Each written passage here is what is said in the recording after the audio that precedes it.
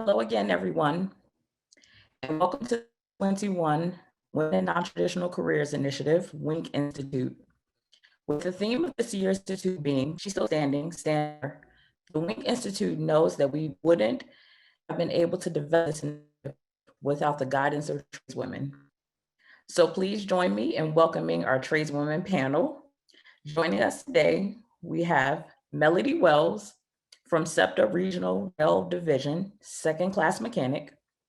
We have Tarika Dixon, journeywoman glazier out of District Council 21, Local 252.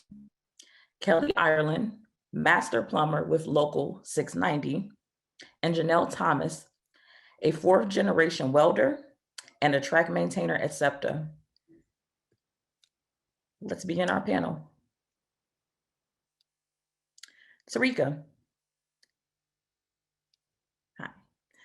How long have you been a tradeswoman and why did you choose this career? Hi, thanks for joining us, Tarika. Thank you for having me. I've been in the trade since 2005. I started first as a union laborer, and then I guess you could say transfer. I got into the skilled trades, which is the glazing union, in 2011. Okay. And how did you learn about this opportunity before I pass it along to the next tradeswoman? Well, I worked in a construction office. I worked for a construction company. I did payroll. Okay. So when I found, of course, I'm looking at what they're making. So I was curious. I'm like, how do they make this much money? So I looked into it, and that's when I made the transition into a laborer. And then once I became a laborer, I found out about the other trades, and glazing became an interest. And my girlfriend told me that the glazer union was accepting applications, and I applied, and I'm still here. Awesome. Now, Janelle, you have a very interesting story as being a fourth generation welder. Can you share a little bit about how you got in the trade? I'm trying to start the video here. Good afternoon, everyone. Sorry about that. I apologize if you hear a little voice in the background. I have a 10-month-old at the house, so she's a little loud and boisterous, but that's going to be the fifth generation female welder. How I got started in the welding business, I was an office girl. Was working in New York at the time, and the events of 9/11 sent me packing back to my hometown, which is Delaware. And I saw an ad in the paper for trades. And it said, if you're a resident of Delaware, come on down and apply. So I took the aptitude test, and it came up, well, I passed for a welder or a plumber. And no disrespect to Kelly, but plumbing just wasn't my thing.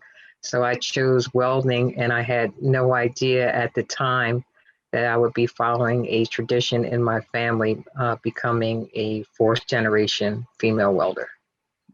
So how did you find that out?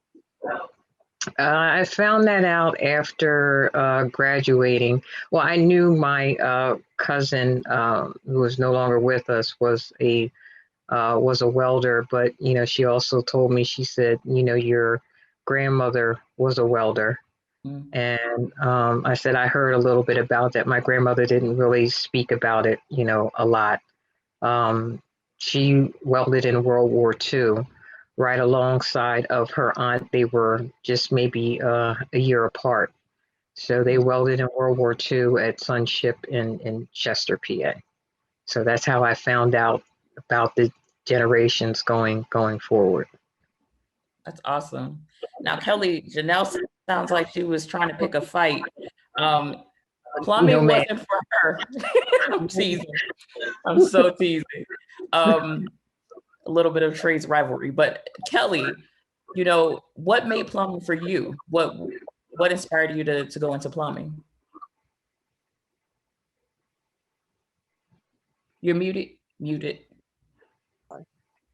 Yep, no problem. Can you hear me? Okay. Yeah. So I worked in the food industry, and I had 3 years of nursing under my belt, which I hated. Nursing school. I'm sorry, nursing school. And I just wanted to get out of the food industry. So I decided to join the union. My father was a union plumber, and I just kind of, I didn't really have a calling for it or anything. I just kind of was like, I want to try something different. And I'm one of 10, none of the other kids became a plumber. So I just kind of was like, well, I'll try. Cool. And how does your dad feel about you going into the trades?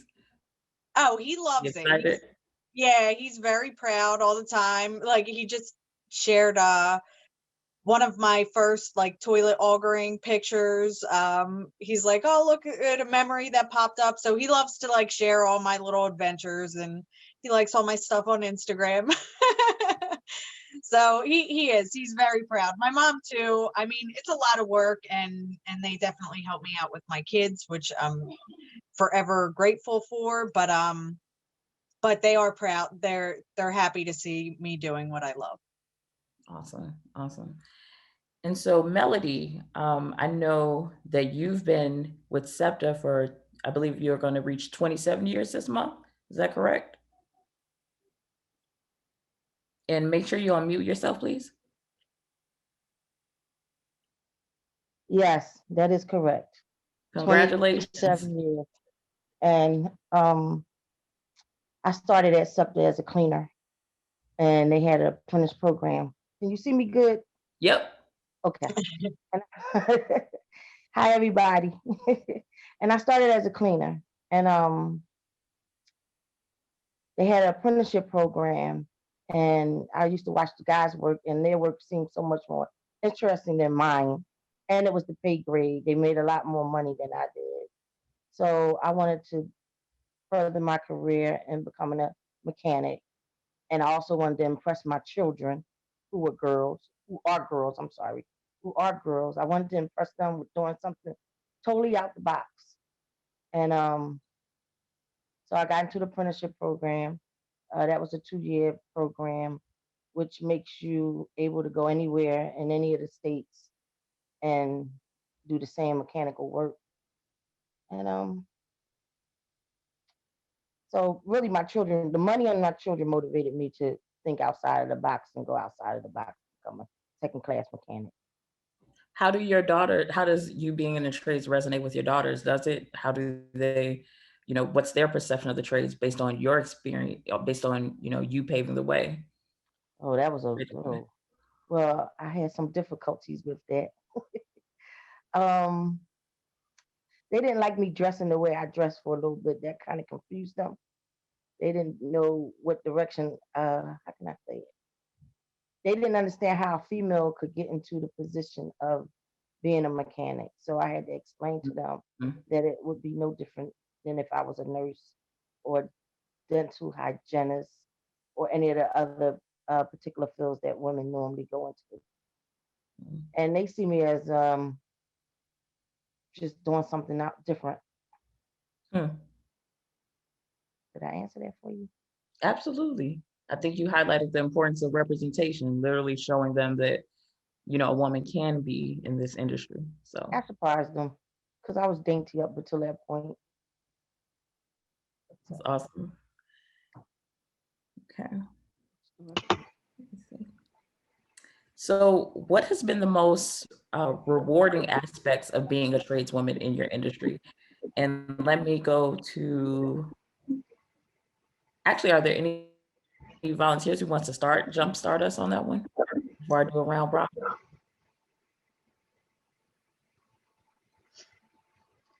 Just calling it. Kelly? Hey. Okay, sorry, I'm navigating my mute stuff. No problem. The most rewarding aspect of this trade, I would say, is the level of confidence I've gotten. Even though I still walk into jobs, especially now that I'm like switching to residential, lack a little bit of confidence walking into new jobs and new situations, but over time, my overall confidence has just went through the roof. And I'm grateful for that. And the sense of accomplishment, you know, I'm a hard worker wherever I work. If I'm going to make a burrito, I'm going to make the best burrito. If I'm going to plumb someone's bathroom, I want it to be the best plumbed bathroom. And so, like, to look at things that I've done, to drive through the city, see the things I've worked on and point and say, "We built that." That sense of accomplishment is like, you know, that's like pieces of me throughout a city I love. It definitely is like something I love about this trade.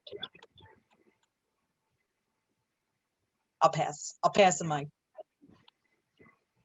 What about you, Janelle? What's been the most rewarding aspect of your work?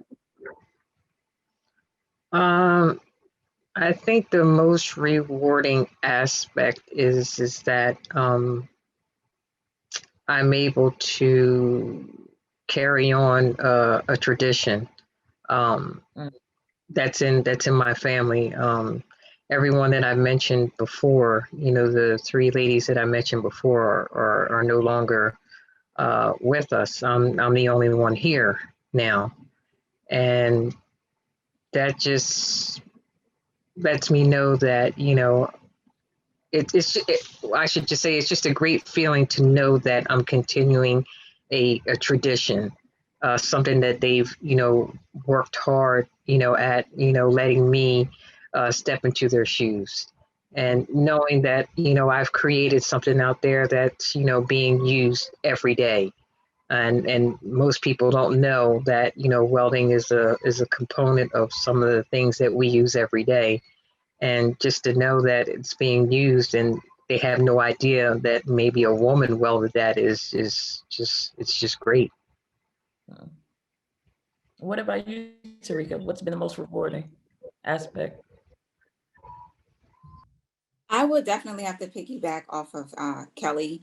When you are driving through the city and you see different buildings and structures that you have worked on, when you see the final product, it's like, yes, I did that. And especially with glazing, because it's glass. So it's usually, you know, the outside of the building. So it's easy to point out, easy to see.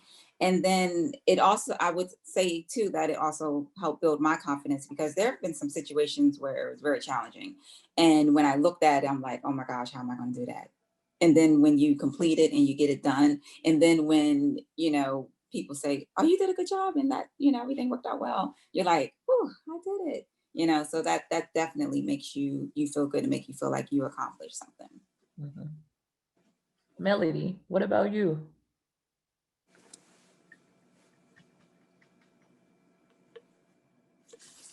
The most rewarding thing for me has been Yes. making my female family members curious and interested enough to ask me what I do.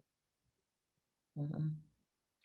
And as far as my challenge, the challenge has been being in the male-dominated workforce, being accepted, and being a female that my coworkers have accepted and found value in me, knowing that I can do the job. Also seeing other females excel in other non-traditional jobs, like hearing Kelly and Tarika and Janelle doing the things that they do, knowing that there's others like myself that even go broader and do things outside of the box. Mm-hmm. So Melody already kind of hinted at this idea of isolation, right? Or this reality rather of isolation, and how it can really marginalize tradeswomen. Does that resonate with anyone else, or do you want to talk about any other challenges you've experienced in your career?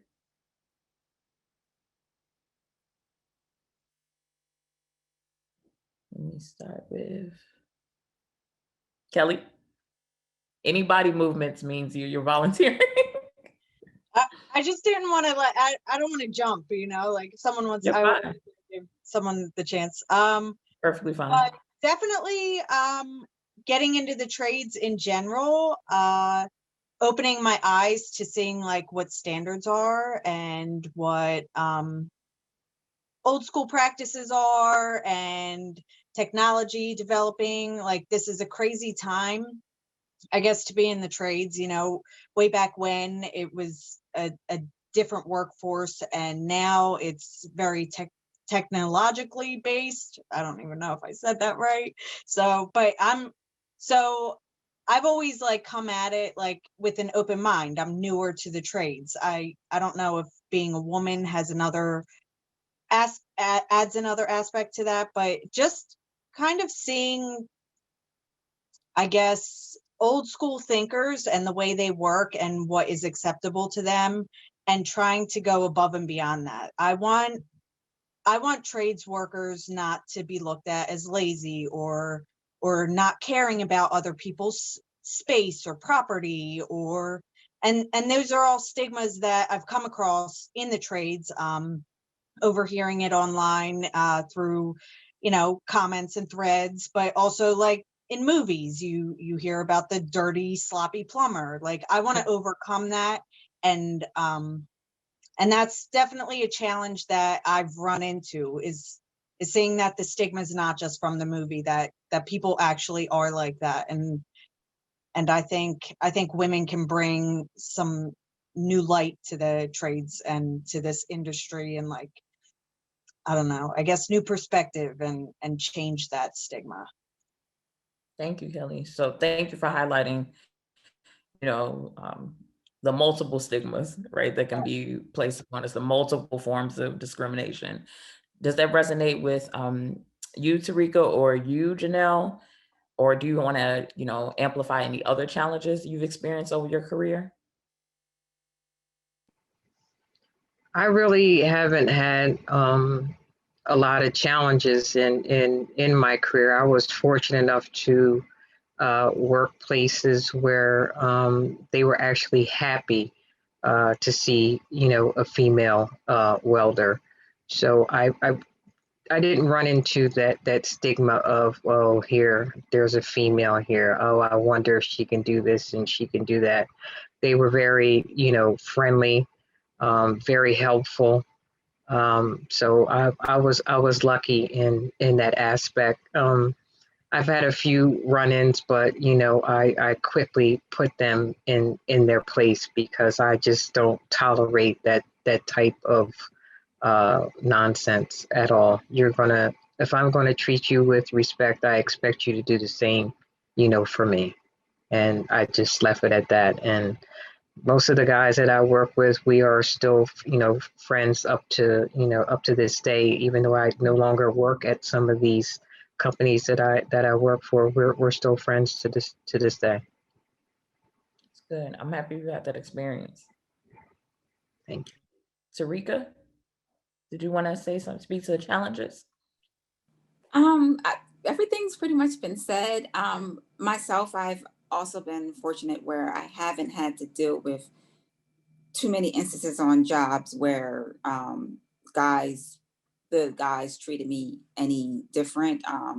I did hear some background noise from other people that some things were said about, okay, a female being on a job, but nothing was said to me directly. I can honestly say that I do work with a great group of guys, and some of the stories I hear about the past, I see things changing now. It seems like there's a lot of awareness. There's different programs and talks that are being made around different social issues, so people are not as maybe blunt and open as they were before, or they just acknowledge the fact that there's changes being made and things are different and everyone is capable of doing the job no matter what.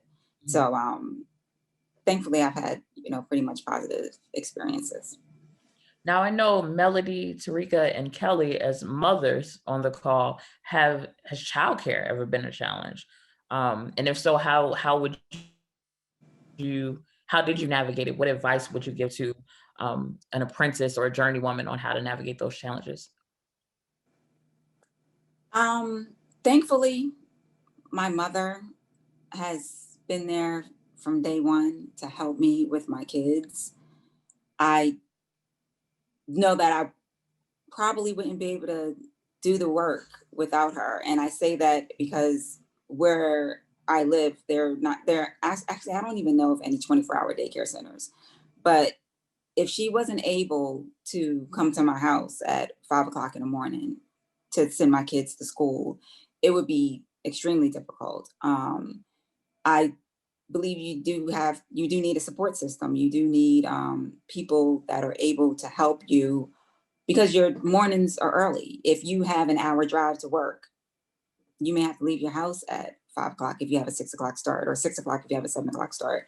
So you definitely, need someone to help you with your kids. And there's times where I've been an hour away from home and I'm stuck in traffic. And thankfully I have some girlfriends that I can call and say, oh, can you pick someone, my son up from school? Can you pick this one up from daycare? And they're able to jump in and help and assist with that. And honestly, I just, from my standpoint, you need a strong support system. You really do. And I'm thankful that I do have that. What about Kelly and Melody? How did you find your support systems? Did you, receive any type of accommodation? Did you receive, like, what was your process like being mothers? Or what is your process like, Kelly, as a mother with two So younger children? Oh, sorry. Okay. So for me, like I said, my parents were heavily involved, and I'm lucky for that because, like it was said, like starts can be early in the morning. There have been mornings where I had to leave at 4 a.m. You're not getting childcare at 4 a.m. unless it's mom or dad or someone you're hiring. So a support system is crucial. And I do look at some other mothers and think like, wow, I have it easy, and I see some women persevere through a lot less of a support system, and so I commend them. But for me, I'm lucky that I have, and I'm one of 10. So, and my kids were like the first grandkids. So I was lucky to have a lot of helping hands in the beginning. And now they're older, and pretty much it's like, they hang out with mom and papa, but they're pretty self-sufficient. If I'm running late and they need to make themselves a grilled cheese, they make themselves a grilled cheese. I'm lucky. Okay. Melody, do you want to speak to any challenges with childcare? No, I had a great father. My mom was sickly, but my father took over for me. Okay. He would take my children to daycare, pick them up. And then my children were like, I think 8 and 11, something like that, along with the youngest was less than 2. So my dad was a great help. He would come pick my children up, take them to school, bring them home, watch them after daycare. After school hours. So he allowed me to be able to work third shift and middle shift and first shift. My day just start at somewhere between 5:30 and 6 a.m. So I didn't have a challenge like that because my father stepped in for me. So first of all, thank you for sharing your perspectives on that. We have a lot of industry stakeholders from all different roles, all different areas of this industry, right? What suggestions or advice would you give industry stakeholders on how to recruit and retain more women in your specific industry?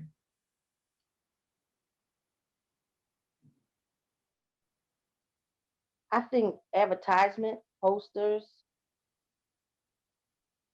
um, putting it out there that the jobs are available for women. Um, letting them know that the monetary system is different, other than being a cashier or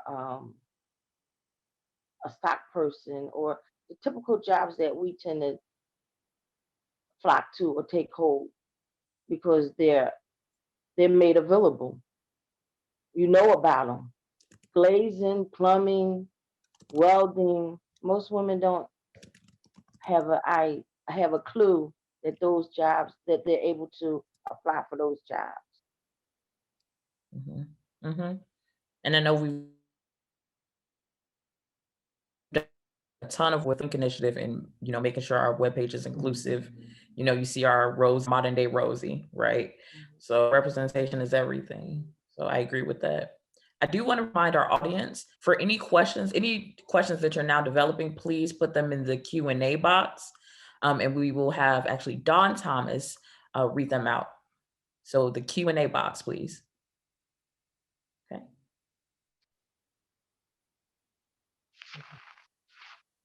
Okay. And so with Tarika or Kelly or Janelle, what suggestions would you give industry stakeholders? At the Finishing Trade Institute, where I'm a part-time instructor, we have a program where we work with the high schools in the Philadelphia area. And I think that that is a good way to get the younger kids involved, and the kids that, are coming out of high school. They may not know exactly what they want to do. So then they have an introductory program into the different trades. And it's not just with the glazers and the tapers and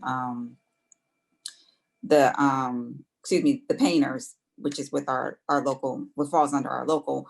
We also expose them to electrical and carpentry and different things. So they can pick and choose what they want to do. So I think that's a good way of exposing them. Then that's a start. But as far as trying to get someone that is older involved, I think, like Melody said, the advertisement, billboards, just putting it out there that these jobs are available to women all over, throughout the city, throughout the state, throughout the US, period. So, yeah. Okay. Kelly or Janelle, what advice? And we actually have a question. Hello, can you hear me? Yes. Can you hear me? Yes. Yes. Okay.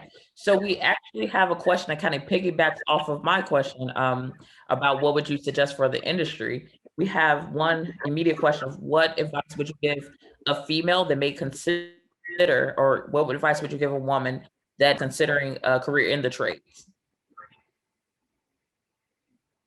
And looking maybe Janelle or Melody can answer that one, or anyone who wants to. My advice would be for, pick a career that would be rewarding, for you, something that, piques your interest. That way you can go in with an open mind to learn every avenue of that trade. Some people, join one trade and they might like it, they might not like it, and join, another one, and that's fine. But I think you need to find something that really captures your interest, therefore you're striving for a long-term goal, with that certain trade that you want to be in.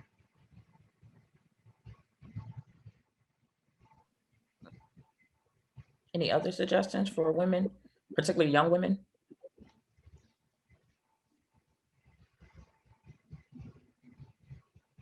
I will say this. I know a lot of people say go to high schools, but at the way children's minds are set up, now they're very advanced. I think you might want to consider going to, junior high school.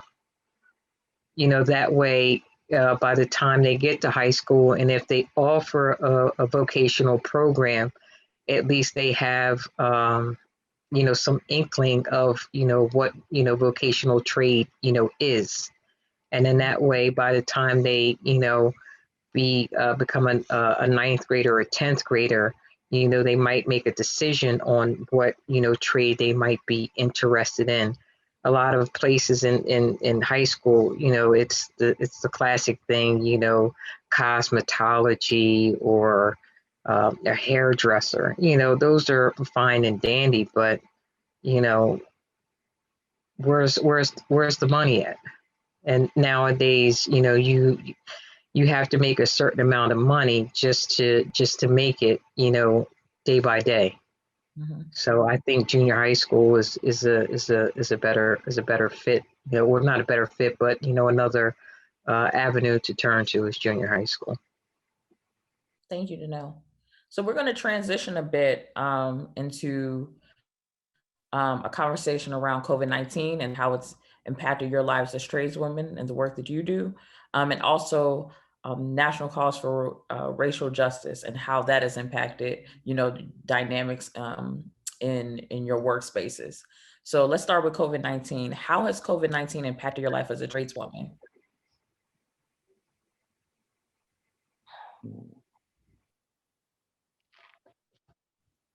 It's been a very scary time because of COVID. Mm-hmm. And COVID has impacted everybody's life.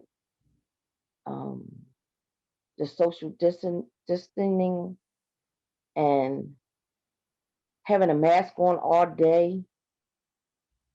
Quite a few people I know have died from it. It causes you to be, I mean, very cautious of who you go around, who you be around, what you're doing.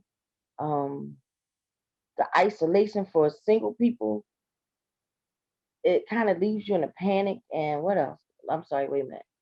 A panic, anxiety, sometimes longing for conversation with somebody other than yourself. You can't watch enough TV shows. You get bored with that. And it's just, I never thought we live in a time like this. And we know it's real, but then there's times that we think is something totally different than what it is. It's just been, for me being a single person, living alone, but having family and friends that I'm used to seeing at least twice a week or more often. It's been very lonely, lonesome, boring. It's just a strange time. Thank you, Melody. Sarika, Kelly, Janelle, how has COVID-19 impacted your work? How has it impacted, you know, just how you process your life now as tradeswomen? As far as work, last year really it was really scary because everything was shut down. So you didn't know what was going to happen. You didn't know if you will return back to work or when you would return back to work, or even if the industry would be thriving because people are working from home. So do you need the business offices? You know, so it was a hard time. Thankfully, things are looking better. Things are looking up. You know, I was fortunate enough to get back to work. So I was very happy about that. But being at work, the anxiety I feel. Unfortunately, everyone doesn't take it seriously, even though they make it's mandatory that you have to wear a mask. You'll be on a hoist and someone would get on without their mask, and then they'll just throw their shirt over their face like that's doing something. And it's just it and you want to say something, but it's that thing too where it's like you just kind of bite your tongue, but it creates a lot of anxiety. I know there's a lot of separation as far as myself. When we take break, I'm nowhere near anyone that I work with. I will not remove my mask around anyone unless I'm like in total isolation. And that's because I have to take the necessary precautions to protect myself, because at the end of the day, if I'm not working, then my family suffers because I am a single mother. So it's a lot. It's a lot to deal with. I mean, outside of work, it's a lot to deal with my kids. And even when my son wants to go outside and play, I'm like, Well, not right now, and it's hard, but I'm trying to stay positive, and hopefully soon everything will get better. So Thank you. Kelly, Janelle, do you all want to speak to how COVID's impacted your lives as tradeswomen before we move into a conversation around the racial justice movement in this country, and also fielding a few questions from the audience? I'll jump in real quick. I wasn't working before COVID hit. And honestly, it's been kind of a blessing I would not say COVID has been a blessing, but like this whole, everybody staying at home, I switched into the residential side and have been lucky to stay busy, and I'm jump starting my own business and working on that stuff. So it pushed me in ways I never thought I would be pushed. I really had no desire to start my own business. I had no desire to run my own work, but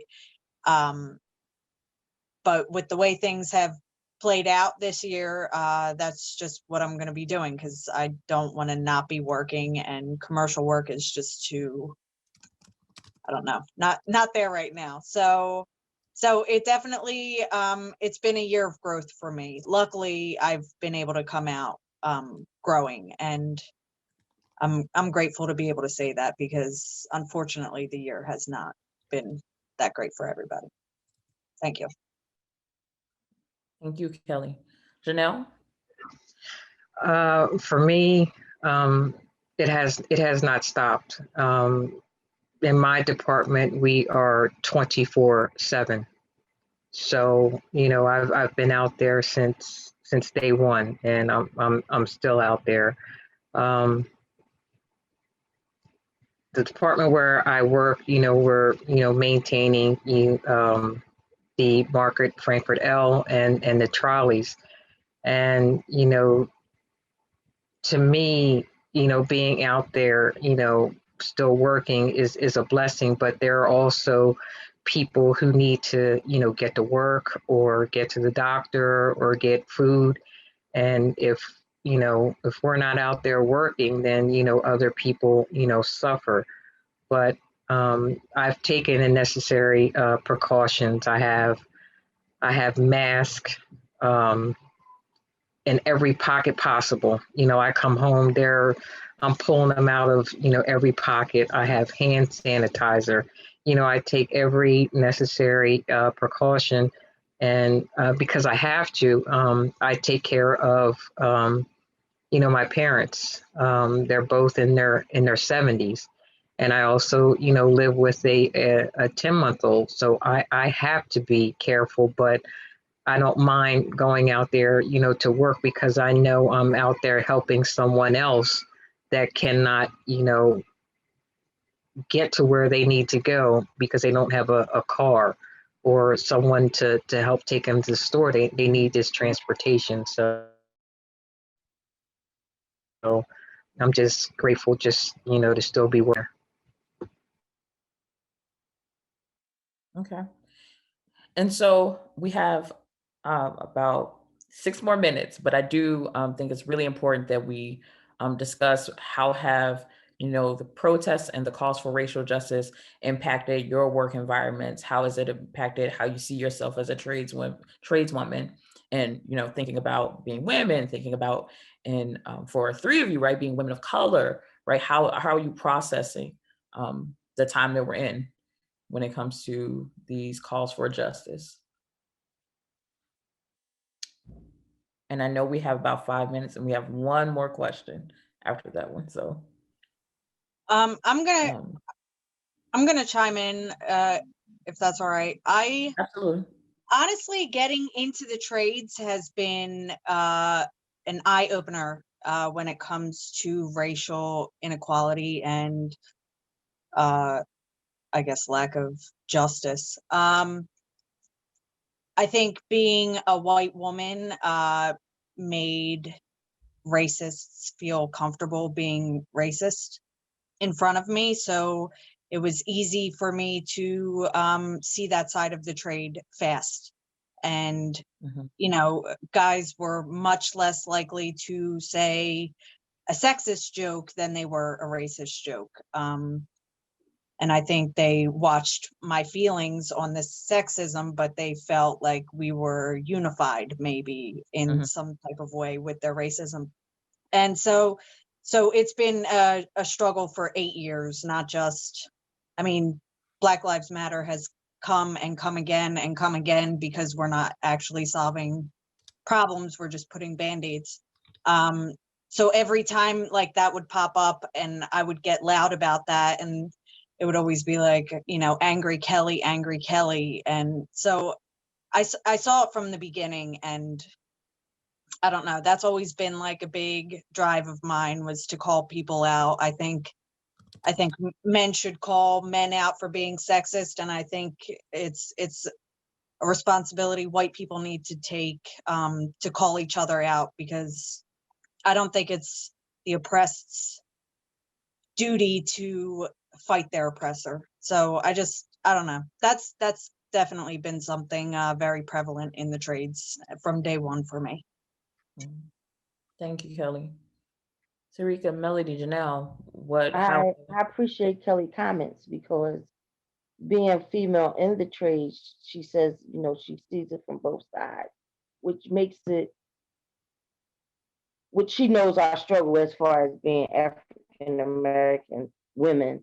And for me, the racial injustice has always been there and it's always been felt. The only difference now is I have a group of friends, whether they're Caucasians or from other ethnic groups. They now want to know, what can they do to help, or how can they become more aware, and they see how poignant the racism is, how blatant it is, and they come to me for answers. And it's like, we've been fighting this cause a long time, and you know, like Kelly said, the oppressor shouldn't the oppressed shouldn't fight the oppressor.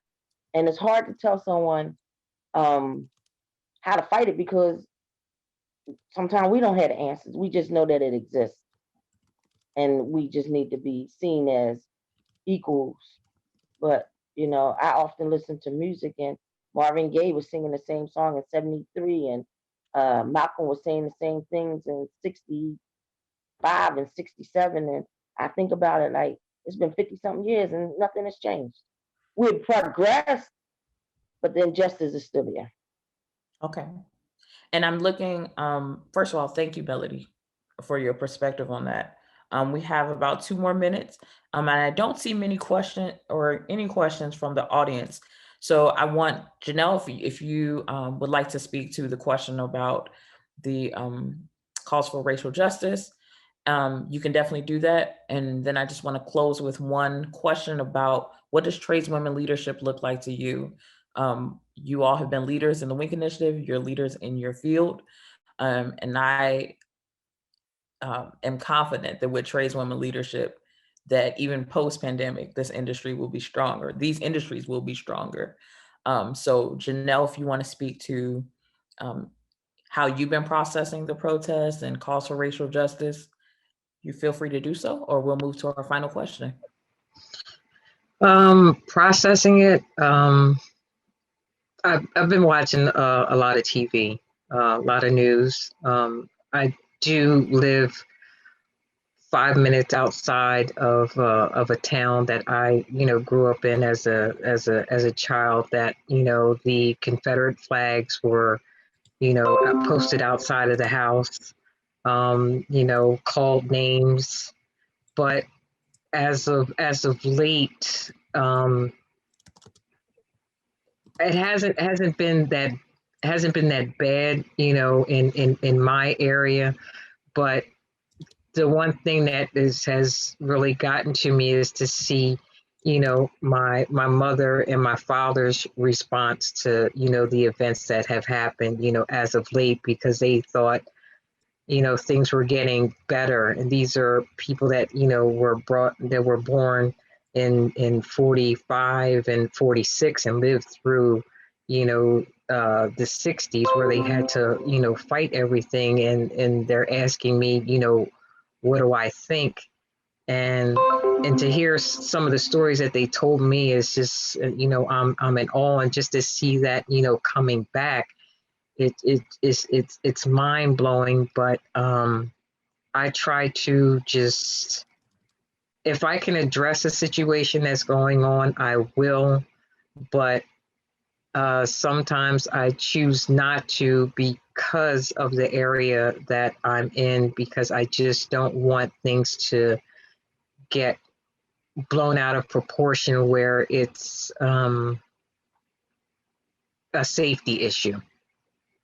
And I'll just put it like that. So I pay attention. I'm aware of my surroundings, but if something needs to be said, I'll say it. But if I feel as though that I can't handle the situation, then, I would call the appropriate, authorities on that. Okay. Thank you, Janelle. Now I see we are 1 minute past our time. We do have one question that I did want to read out loud. What advice would you give a female that may be considering a career in the trades, and also tagging that on, can a woman in her 30s or 40s start out in the trade? And we were going to be very quick just because of we want to go into the next break, but quick rapid fire. Kelly, what's the advice you would give? And can a woman join the trades in her 30s and 40s? Yes, they can. Okay. It honestly is going to depend on the area you're in and what's available to you. But physically, I mean, mentally is to each their own, but physically it's doable. I'm 34 and 33, 34, I don't even know, but and I'm doing it. I see men getting in. I've seen men in their upper 40s, close to 50, who joined apprenticeships. So if they can do it, we can do it. And my advice is eagerness to learn and willingness to do the work. Like, if you get in and you're an apprentice, show those two qualities first. Like, let that be what speaks for you. Like, that girl wants to do it. She doesn't care about getting dirty, or she doesn't care about doing the work that other guys think they're above. Like, do grunt work, be willing, and ask questions, even if it seems annoying. Just ask, and because if you show that you want to do it and that you're willing, they'll put you to it in most cases. Thank you, Kelly. I'm looking at the time. In the interest of time, I saw a lot of nodding heads. So I hope that it seemed like everyone agreed with Kelly. And I do want to transition to our break, but let's first give a virtual round of applause to our tradeswomen. Please clap for yourselves because you're amazing. And I just want to say that I want to thank you all for really changing the narrative about women working in non-traditional careers, and really thank you for supporting our work. I'm always amazed at how you just give so freely of your time, so freely of your expertise, and we literally could not have created any of this without each and every one of you.